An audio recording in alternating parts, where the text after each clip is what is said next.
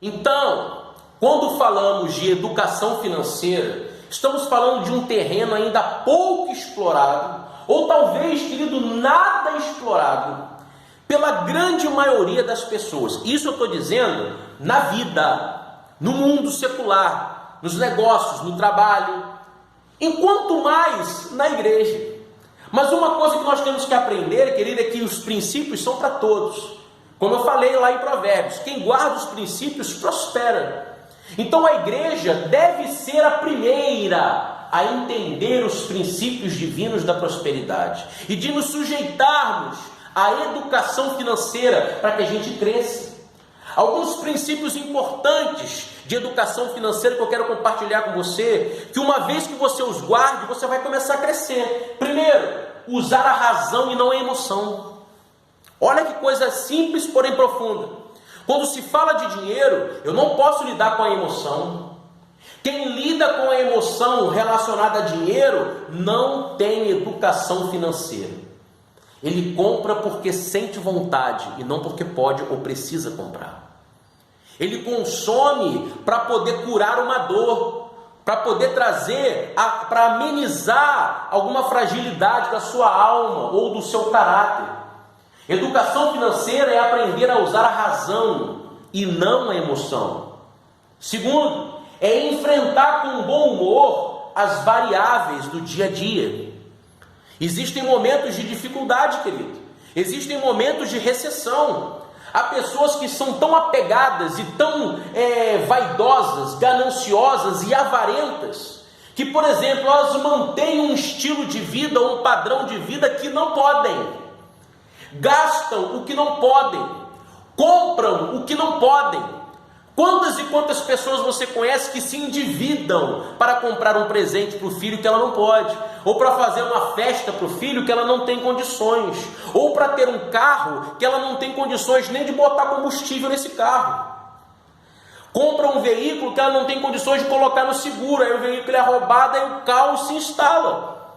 Nós temos que ter equilíbrio emocional para enfrentar de bom humor as dificuldades, os reverses da vida. Há momentos de alta e há momentos de baixa. E aprender a lidar com isso vai fazer toda a diferença.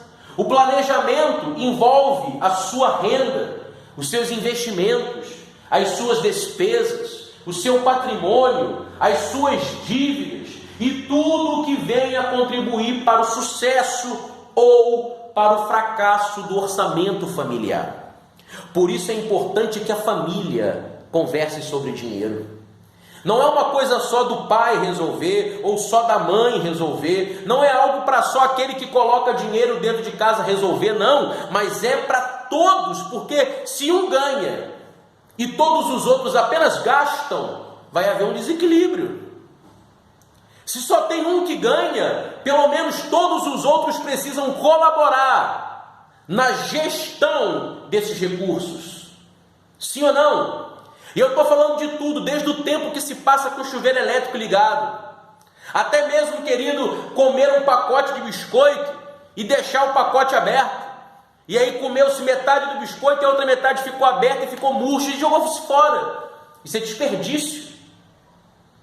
Há muitas pessoas passando fome e necessidade, e não cuidar do pacote de bolacha, do pacote de biscoito, é um desprezo profundo com as coisas de Deus, com a nossa educação financeira. Faz sentido isso para você? Você entende o que eu estou dizendo? Abre a sua mente esse tipo de conversa, porque senão pode ficar na igreja a vida toda que você não vai prosperar, não vai ver resultados. Então, não adianta apenas gastar menos do que ganha, mas é necessário ter uma visão ampla dos seus objetivos, dos seus sonhos. É importante, querido, transformar o gerenciamento da sua casa. A sua casa precisa ter um gerenciamento adequado, transformando o gerenciador em realizador e não apenas em um sonhador. Todo mundo tem sonhos. Eu tenho certeza que você que está me vendo agora aí tem sonhos.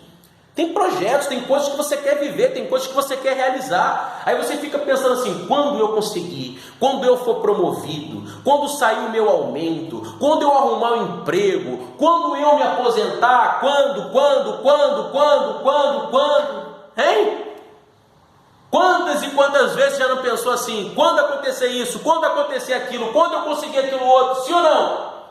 O que você precisa de verdade é parar de sonhar apenas, né? Sonhar é importante, é uma linguagem do Espírito, mas não adianta apenas sonhar, precisa transformar o gerenciador em realizador.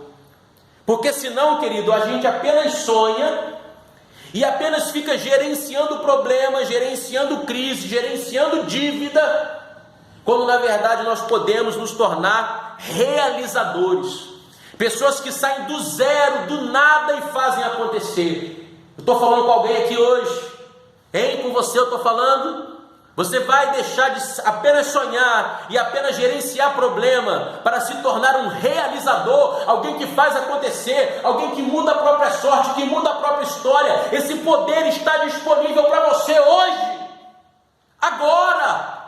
Não há mais nada nem ninguém que possa te impedir, se você decidir e falar: eu não sou apenas um sonhador, nem um gerenciador de crise, nem um gerenciador de problemas apenas, eu sou um realizador. E é fazendo assim que eu vou glorificar o nome do meu Deus. Faz sentido isso para você? Este é o propósito de Deus, para que você vença e se torne uma pessoa rica de fato e de verdade.